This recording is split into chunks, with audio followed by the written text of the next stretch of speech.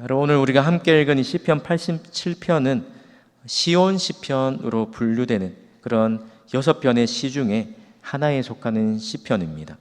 내용이 7절밖에 안 돼서 매우 짧기 때문에 다른 시편들보다 우리가 이 시편을 통해서 알 수 있는 정보들이 제한적입니다. 그래서 어떤 역사적 그런 배경 속에서 쓰여졌는지를 추측하기가 쉽지 않은 그런 시 중에 하나에 속하는 시편입니다.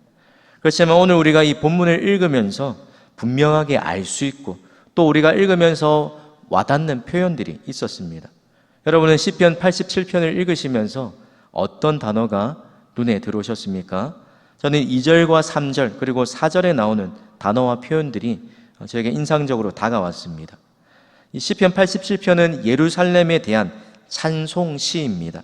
그래서 쉬운 성경에 보면 표제 제목을 이렇게 붙였습니다. 예루살렘을 사랑하시는 하나님이다 라고 제목을 붙였습니다. 여러분, 성경에서 예루살렘을 또 다르게 부를 때 사용하는 표현이 시온입니다.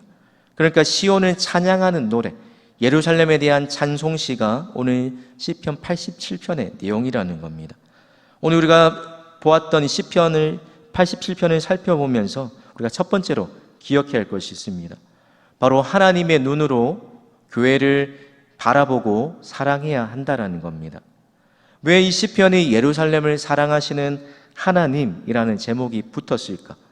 그리고 시온을 찬양하는 노래라고 불리우는지 2절과 3절을 보면 그 이유를 알 수가 있습니다. 우리 화면에 보시고 2절 말씀을 함께 읽겠습니다. 시작. 여호와께서 야곱의 모든 거처보다 시온의 문들을 사랑하시는도다. 아멘. 여러분, 2절에 보니까 하나님이 세상 모든 곳에 또 거하시고 모든 것들을 귀하게 여기시지만 특별히 귀하게 여기시는 곳, 그곳이 있는데 바로 시온을 더 사랑하신다라고 말씀하십니다. 그리고 심지어 3절에는 또 이렇게 이야기합니다. 하나님의 성이여 너를 가리켜 영광스럽다 말하는도다. 하나님의 눈에 영광스러운 그 성읍이 시온이라는 겁니다. 여러분, 왜 하나님의 성 시온이 영광스럽다라고 말하고 계실까? 왜 하나님 눈에 이 시온이 사랑스럽다라고 말씀하실까? 그리고 이 시온이 모든 사람에게 칭송을 받는 찬양 받을 수 있었던 그 이유가 무엇일까라는 질문을 던져 보게 됩니다. 여러분, 시온은 다윗이 점령한 이후에 이 예루살렘 또 이 시온이 이스라엘 역사에서 아주 중심적인 역할을 했던 곳입니다. 처음에는 다윗 왕국의 도성으로 정치적인 그 역할을 하다가 후대에 또 성전이 세워진 이후에는 이제 정치적인 모습보다 그런 면보다 영적인 면에서 이 시온이 예루살렘이 더 중요한 의미를 지닌 곳이 되었다는 것입니다. 우리가 잘 아는 대로 예루살렘 또 시온에 무엇이 있는 곳입니까? 하나님의 성전이 있는 곳이 바로 시온이라는 것입니다. 그래서 이 예루살렘, 이 시온이 하나님의 특별한 성읍이라는 겁니다. 왜 그렇습니까? 하나님의 이름을 두시려고 선택한 곳이 바로 성전이 있는 이 시온이라는 것입니다.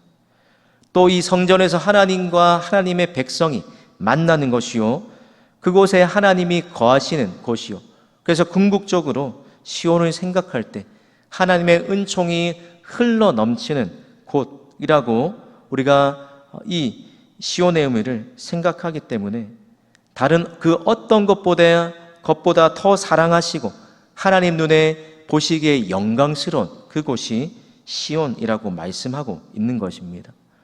여러분, 그렇다면 오늘날의 이 시온, 이 성전은 없어졌지만 오늘날에는 이런 곳이 어떤 곳입니까?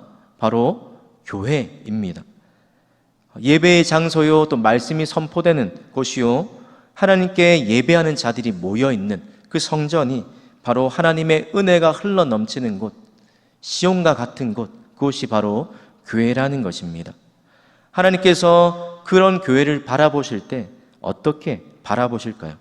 오늘 2절과 3절을 말씀하신 것처럼 시온을 바라보시고 사랑스럽다, 또 영광스럽다라고 말씀하신 것처럼 여전히 하나님 눈에 보시기에 사랑스럽고 가장 영광스러운 그곳이 바로 교회라는 것입니다. 오늘 우리가 왜 교회를 사랑해야 되는가? 그 이유를 오늘 본문의 4가지를 이렇게 설명합니다. 5절에 보니까 하나님이 친히 세우셨다라고 말씀하십니다. 또 1절에 보면 하나님이 머무시는 곳, 그곳이 성전이요 교회다라고 말씀하십니다. 그리고 2절에 우리가 읽었던 것처럼 하나님이 사랑하신다라고 이야기합니다. 그리고 마지막 3절에 보니까 하나님의 영광이 충만한 곳, 또 하나님이 영광스럽게 여기시는 그곳이 바로 교회라고 말씀하시기 때문에 하나님이 시온을 바라보시고 그 어떤 것보다 사랑하시고 영광스럽게 여기셨던 것처럼 저와 여러분 또한 하나님이 아끼시는, 또 그렇게 바라보시는 교회를 사랑해야 한다는 겁니다. 여전히 우리의 인간적인 눈으로 보기에 불완전해 보이고 또 허물이 많고 흠이 많은 모습이 보인다 할지라도 여러분, 그럼에도 불구하고 교회는 어떤 곳입니까? 하나님이 여전히 사랑하시고 영광스럽게 보시는 유일한 곳이라는 겁니다. 이런 교회를 우리가 사랑할 때에 그곳으로부터 흘러나오는 하나님의 은혜를 풍성히 맛볼 수 있게 되는 것입니다. 바라기는 하나님께서 이렇게 교회를 사랑하시는 것처럼 저 여러분 또한 몸된 또 하나님의 피값으로 주고 사신 이 교회를 더욱 아끼고 사랑하게 되시기를 소망합니다. 오늘 두 번째로 오늘 시편이 우리에게 던져주는 또 다른 메시지가 하나가 있습니다. 그것은 바로 복음 전파의 대상은 제한이 없다라는 것입니다. 우리 4절 말씀도 같이 읽겠습니다. 시작. 나는 라합과 바벨론이 나를 아는 자 중에 있다 말하리라. 보라, 블레셋과 두로와 구스여, 이것들도 거기서 났다 하리로다. 여러분, 하나님을 아는, 나를 아는 자 중에 있다라는 이 표현이 눈에 들어옵니다. 여러분, 그런데 하나님을 아는 자 중에 있다라고 말한 그 나라를 5개 나라를 살펴보면 라합과 바벨론, 블레셋과 두로와 또 구스라는 이 나라입니다. 여러분, 이 5나라가 어떤 나라일까? 동서남북을 대표하는 나라요, 곧 그런 의미에서 열방을 뜻하는 그런 나라들입니다. 뿐만 아니라 더 중요한 것, 이 나라들이 어떤 나라인가 보니까 이스라엘과 적대적인 관계에 있었던 나라들이라는 것입니다. 그런데 하나님께서 이런 이스라엘과 적대적인 관계에 있었던 이 나라들을 하나님께서 어떻게 대하시는가? 우리 6절 말씀을 우리 함께 읽겠습니다. 시작. 여호와께서 민족들을 등록하실 때에는 그 수를 세시며 이 사람이 거기서 났다 하시리로다. 여러분, 거기서 났다라는 이 표현은 쉽게 말하면 태어났다라는 이런 의미입니다. 그러니까 시온을 영적인 어머니에 그런 비유하면서 또 이 태어났다는 말을 바꾸자면 시민권을 의미하는 그런 표현이라는 겁니다. 그러니까 이 하나님을 대적하는 자들이 하나님을 아는 자 중에 있다라는 말은 그들이 궁극적으로 하나님의 백성이 되었다라는 의미라는 것입니다. 많은 사람이 시온의 시민권을 가진 하나님의 백성이 된다. 궁극적으로 모든 나라와 또 모든 열방이 하나님께로 돌아오게 될 것이라는 그런 선교적인 비전을 보여주고 있는 것입니다.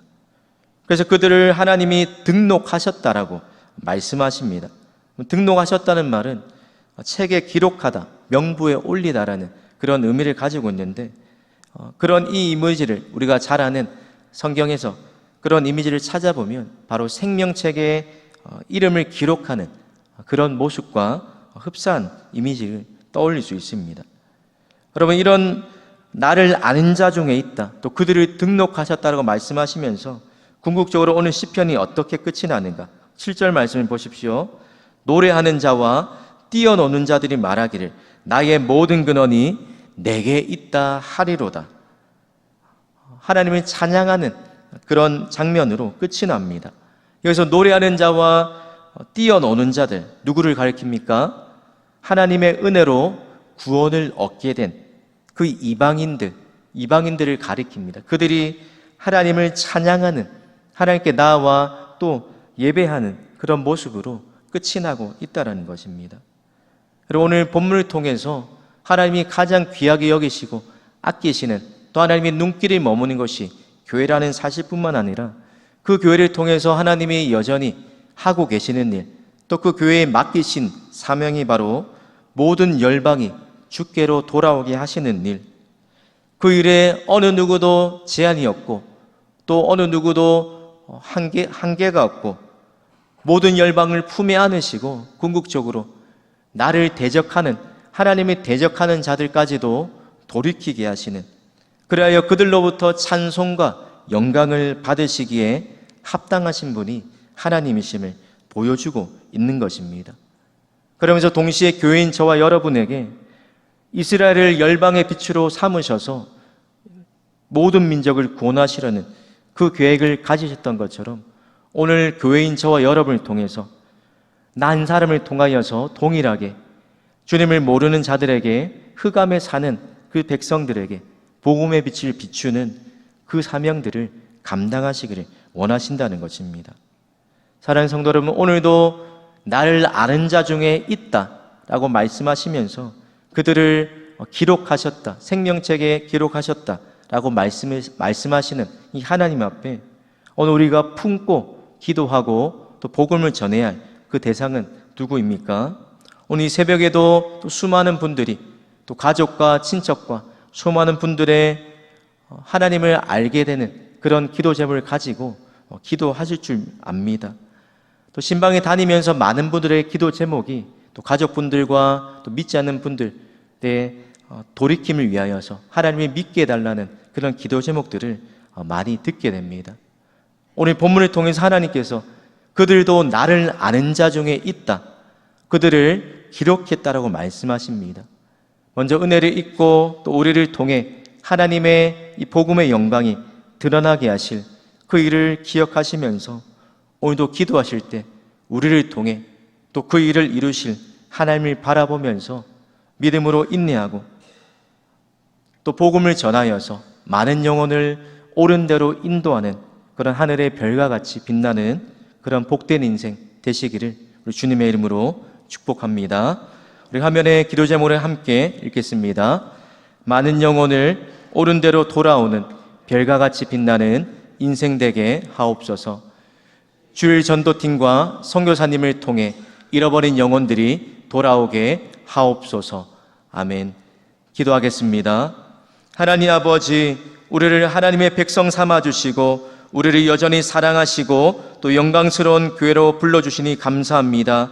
그런 우리를 통하여 하나님을 대적하는 자들까지도, 하나님이 몰랐던 자들까지도 하나님의 백성 삼으시는 이 비전을 품고 오늘도 기도할 때에 우리를 통해 일하시는 하나님을 만나게 하여 주시옵소서. 우리 동구교회와 주일 전도들을 통하여 선교사님의 사역을 통하여 많은 영혼이 주께로 돌아오는 역사를 보게 하여 주시옵소서. 감사드리며 예수님의 이름으로 기도드립니다. 아멘.